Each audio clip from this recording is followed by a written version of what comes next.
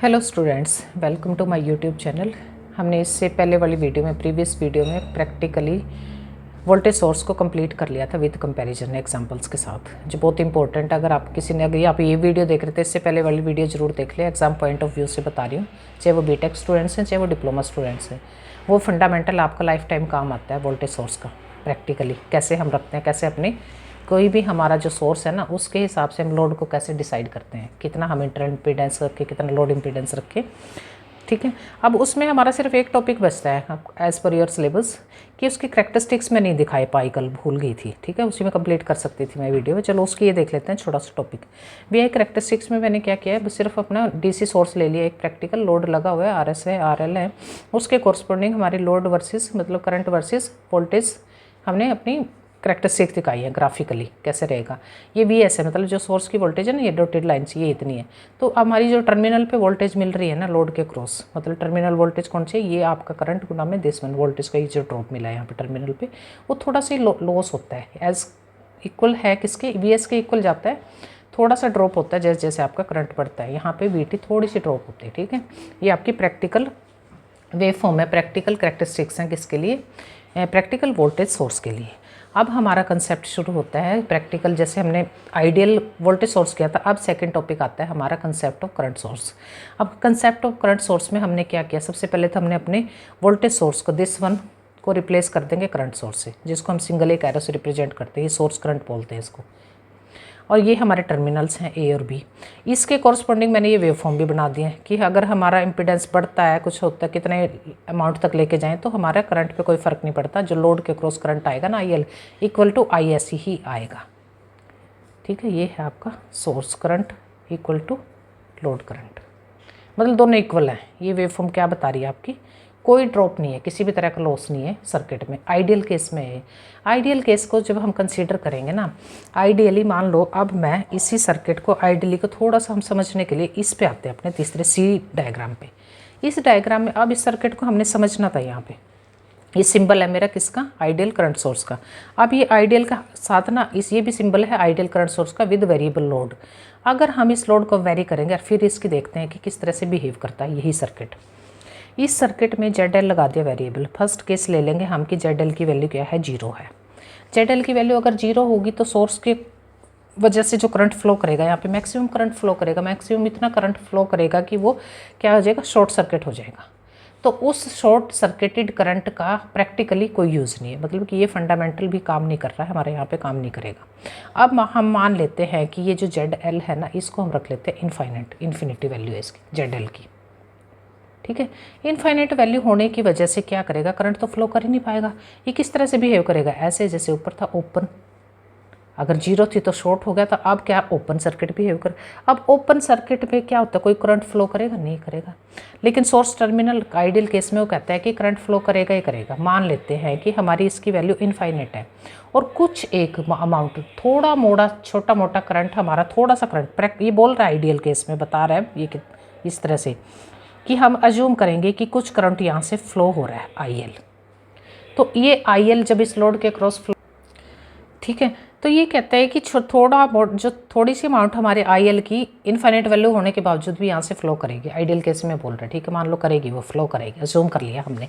तो यहाँ पे कितना बड़ा वोल्टेज ड्रॉप होने वाला है, क्योंकि इसमें लोड की वैल्यू इतनी ज़्यादा है। तो इतना बड़ा वोल्टेज ड्रॉप होने की वजह से क्या करेगा, यानी कि बहुत बड़ी पावर यहाँ पे क्या हो जाएगी, कंज्यूम करेगा इस सोर्स से। इस टर्मिनल पे पावर कंजप्शन कितनी हो जाएगी सोर्स से। अगर ये प्रैक्टिकली बिल्कुल भी पॉसिबल नहीं, आइडियल केस में बोल रहा है ऐसा हो सकता नहीं होगा। ये प्रैक्टिकली कैसे हो सकता है कि आज तक ऐसा कोई सोर्स नहीं बना जो कि एक कांस्टेंट और क्या होता है large amount of power generate कर सके, सप्लाई करे लोड को। ठीक है, अब हमारा प्रैक्टिकली ये क्या कर रहे हैं, हम इनफाइनाइट वैल्यू पे ही काम कर रहे हैं। यहाँ पे इनफाइनाइट है लोड, ठीक है, यहाँ से कुछ करंट को कह रहा है कि जाएगा जाएगा नहीं, ये करंट क्या करेगा, कुछ अमाउंट चला भी गया तो ये ड्रॉबैक थी इसकी कि पावर हमारी क्या हो जाएगी, मैक्सिमम, यानी इनफाइनाइट पावर यहाँ पे लोड सप्लाई करे, सोर्स सप्लाई करे लोड को, जो कि पॉसिबल नहीं है। तो ये करंट फिर क्या करेगा, अपना एक पाथ चूज़ करेगा, ये इंटरनली ही फ्लो करना शुरू कर देगा अपने सोर्स के क्रॉस ही। ये सोर्स करंट जो है, सोर्स जो है ना, उसी में ही अपना पाथ बनाएगा। वो पाथ कैसा बनाएगा, वो पैरेलल में एक इम्पीडेंस तो होगा ही, पाथ है तो जहाँ से करंट फ्लो करेगा। तो ये पैरेलल का इम्पीडेंस है जेड एस, यानी कि सोर्स इम्पीडेंस, और यहीं पे ना अपना ये पाथ बनाना शुरू कर देगा। इसको इस चीज़ से कोई मतलब नहीं, आगे तो क्या ओपन ही है क्योंकि जेड एल कितना आपका इनफाइनाइट है। ये जो तीसरा ये जो हमारा डायग्राम है ना, ये प्रैक्टिकली एक तरह से क्या है, ये प्रैक्टिकल करंट सोर्स है जब हमारी जेड एल की वैल्यू इनफाइनाइट है, इन्फिनिटी रख देंगे। इन्फिनिटी मतलब कि ओपन है सर्किट लेकिन करंट फ्लो कर रहा है अपना अपने अंदर से, मतलब अपने सोर्स में घूम रहा है करंट अपने ही सर्किट में, इंटरनल ही पाथ उसने जनरेट कर लिया, क्या है पैरेलल में जेड एस के क्रॉस। ठीक है, इतनी बात आपको आई समझ। अब हम चलेंगे अपने प्रैक्टिकल ही करंट सोर्स को करेंगे। अब हमने प्रैक्टिकल करंट सोर्स के क्रॉस, अब जब हमारा ये इन्फिनिट था ना, तो अब टर्मिनल पे जो वोल्टेज होगी ना, ये जो वोल्टेज आएगी, अब वो वोल्टेज किसके इक्विवेलेंट आएगी, ये आई एस इसके क्रॉस फ्लो करेगा। ठीक है ना, अब टर्मिनल की जो वोल्टेज है ना, वो कौन सा ड्रॉप आएगा, ये जेड एस के क्रॉस ड्रॉप गुणा में ये करंट।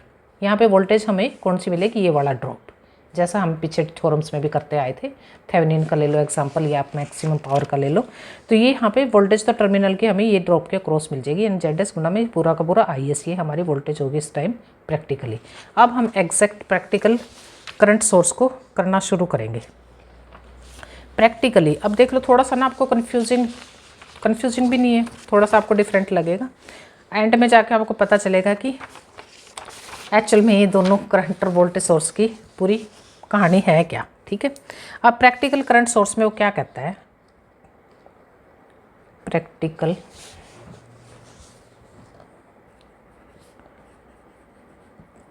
करंट सोर्स, पहले तो हम इसका ना डायग्राम बनाएंगे तभी हमें ये अच्छे से समझ आएगा। प्रैक्टिकल करंट सोर्स जैसे मैंने पीछे बनाया था, ये करंट का सिंबल है, इसने पैरेलल में अपना ही क्या है पाथ के लिए, ये है इसका इंटरनल इम्पीडेंस। यहाँ पे हम एक अब क्या करेंगे वेरिएबल ना लोड इम्पीडेंस कनेक्ट कर देंगे जिसकी वैल्यू है जेड एल। ये है हमारा सोर्स करंट। अब ये करंट यहाँ से चलेगा। ठीक है, इस पॉइंट पे आके इसको दो रास्ते मिलेंगे, एक तो ये करंट जाएगा इस रास्ते से यानी कि अपने जेड एस के क्रॉस, दूसरा जाएगा ये जेड एल के क्रॉस। अब जो करंट मेरा यहाँ से जाएगा उसको हमने नाम दे दिया I1, ये टोटल I है सर्किट का यानी कि IS।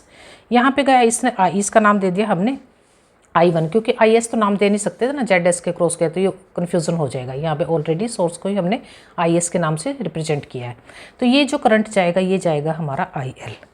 अब ये हमारा अगर हम देखें तो ये करंट किसके इक्विवेलेंट है, कैलकुलेशन शुरू करें यहाँ से हम अपनी, इसके कॉरस्पॉन्डिंग मैं इसकी ना करैक्टरिस्टिक्स भी ड्रॉ कर दूंगी अभी, ताकि हमारा स्पेस भी बचे और टाइम भी बचे। इन करैक्टरिस्टिक्स में हमारे को यहाँ पे हमने वोल्टेज ले ली, ये हो गया हमारा करंट वाई एक्सिस पे, ये डॉटेड लाइन है मेरी सोर्स करंट के लिए। ठीक है, अब लोड के क्रॉस जो करंट जाएगा ना, जैसे उसमें हुआ था ना प्रैक्टिकल केस, सेम ऐसी ही करैक्टरिस्टिक्स आएगी, ये आएगी हमारी IL। ठीक है, अब बच्चों इसके केस में अब हम थोड़ी सी ना अपनी कैलकुलेशंस कर लेते हैं कि हमारा प्रैक्टिकली करंट सोर्स किस तरह से काम करता है, क्या चीज़ होती है वो। ये होगा हमारा IS किसके इक्विवेलेंट है, दो हिस्सों में डिवाइड हो गया, I1 प्लस में IL। अगर मैं यहीं से I1 की वैल्यू निकालूँ तो इसको IS माइनस में IL। ठीक है, अब जो हमारा लोड करंट है ना, ये जो ड्रॉप है ना, अब हमें पता है कि जो पैरेलल जब भी कोई सर्किट होता है ना, करंट डिवाइड होता है लेकिन टर्मिनल वोल्टेज सेम रहती है, मतलब इस वोल्टेज इस टर्मिनल की वोल्टेज या इस टर्मिनल पे जो वोल्टेज है उनकी वैल्यू क्या होती है, सेम रहेगी, क्योंकि ये हमारा हम पीछे भी पढ़ चुके हैं पैरेलल के केस में। तो अब यहाँ पे जो जेड एस और इसके जो वोल्टेज ड्रॉप है ना, दोनों के इक्विवेलेंट, दोनों के अक्रॉस वो सेम रहेगा। लिख भी लो तो the voltage drop across each impedance should be क्या होना चाहिए, इसके क्रॉस क्या होगा I1 ZS और इसके क्रॉस क्या होगा, ये IL है और ये ZL है। ये इनके वोल्टेजेस आ गए। वोल्टेज क्या होते हैं, करंट गुना में रेजिस्टेंस। यहाँ पे इम्पीडेंस लिया, तो अब हम इस I1 को रिप्लेस करेंगे, रिप्लेस I1 विद किससे रिप्लेस करेंगे, ऊपर ये जो वैल्यू निकाली थी हमने किसके इक्विवेलेंट था, ये I1 equals to IS minus में IL। देन ये देखो अब क्या होगा, I1 की जगह मैंने क्या लिख दिया यहाँ पे, IS माइनस में IL गुणा में ZS, और ये क्या IL और ZL। अब इसी को मैं थोड़ा सा कैलकुलेट करूँगी, इसको मल्टीप्लाई कर लो। वैसे तो बहुत छोटा सा है, मैं डिटेल करा रही हूँ आपको ताकि आपको एग्ज़ाम पॉइंट ऑफ व्यू से इसको ड्राइव करना आसान रहे। IS ZS माइनस में IL ZS equals to IL ZL। ZL LL को हम इकट्ठा कर लेंगे, दोनों करंट्स को एक साइड ले जाएंगे, इस साइड हम क्या रखेंगे, सिर्फ IS ZS IL ZL, ये उधर जाके प्लस का हो जाएगा IL और ये ZS। यहाँ पे हम क्या करेंगे, IL को कॉमन ले लेंगे तो अंदर क्या बचेगा हमारा, ZL प्लस में ZS। ठीक है, अब IL की वैल्यू क्या रहेगी, हमारे लोड करंट पे है ना हमारा मेन तो मुद्दा, इसको करंट को फाइंड आउट करना तो हमारा मुद्दा नहीं ना, सोर्स के अंदर जो करंट फ्लो कर रहा है, मेन मुद्दा है हमारा इस करंट से हमारे कंसर्न क्या है, ये वाला। तो इसकी वैल्यू क्या आएगी, इसको मैं अगर इसी साइड से चलो ले लें तो ये इसका नीचे चला जाएगा, यानी कि IS ZS divided ZL plus में ZS। ठीक है, यहाँ पे हमें ZS को क्या कर सकते हैं, मिनिमाइज कर सकते हैं, किस तरह से करेंगे, इसमें हम ZS को नीचे हम कॉमन ले लेंगे तो ZL डिवाइडेड ZS प्लस में 1 इक्वल्स टू IL। ZS से ZS कैंसिल हो जाएगा तो IL, अब मैं IL को इधर ले आई हूँ तो IL की वैल्यू क्या बची अब हमारे पास, सोर्स करंट डिवाइडेड में 1 को मैं पहले लिखूँगी और ZL डिवाइडेड में ZS। ये हो गया हमारा प्रैक्टिकली करंट सोर्स। अब प्रैक्टिकली इस करंट सोर्स में हमारा क्या रहेगा, बेस्ट कौन सा रहेगा सोर्स की। अब हमारा मुद्दा क्या है कि जैसे वोल्टेज सोर्स में था ना कि वोल्टेज सोर्स के टर्मिनल की इक्वल रहे, इसी में भी यही होगा, जितना करंट सोर्स के पास है टोटल लोड को मिले। अब उसको हम उस चीज़ को कैसे हम अज्यूम करेंगे अपना अप्लाई, कि हमारा जो डिनोमिनेटर में है ना, ये जो एक तो रेशो है जो ZL की और ZS की, ये जितनी कम होगी, यानी कि इसकी वैल्यू 1 से बहुत कम होगी, तो हमें ऑलमोस्ट इसके इक्विवेलेंट ही क्या मिलेगा, IL IS के इक्विवेलेंट ही मिलेगा। तो यहाँ पे अगर ये चीज़ को हम क्या कहते हैं कि ये जो रेशो है ना मेरी, the ratio of ZL divided ZS must be so small in comparison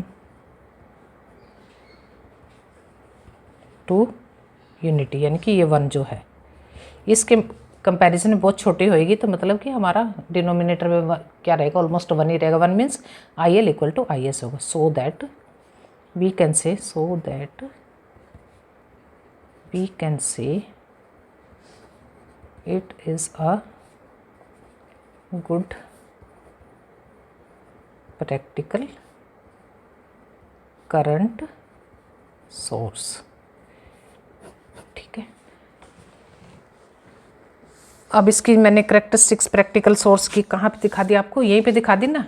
तो इसकी करेक्टरिस्टिक्स VI अगर देखेंगे तो ये रहेगी, क्या है, थोड़ा सा ड्रेन आएगा, कोई ज़्यादा करंट में हमारा फ़र्क नहीं आएगा, जितना सोर्स करंट है उतना ही हमें लोड पे करंट मिलेगा। अगर हमारा ये वाला चीज़ फैक्टर हम जो चूज़ करेंगे ना, लोड का इसकी रेशो जो है ये मिनिमम हो जाए कट बढ़ के, जैसे कल हुआ था ना, ये रेशो जितनी कम आएगी उतना ही। अब ये कब कम आएगी इस केस में, जितना बड़ा हम ना इंटरनल इम्पीडेंस रखेंगे। ये इम्पीडेंस क्या है, सोर्स का इम्पीडेंस जितना बड़ा होगा ना, उतनी ही हमारा लोड करंट इक्विवेलेंट आएगा किसके, सोर्स करंट के। चलो, थैंक यू।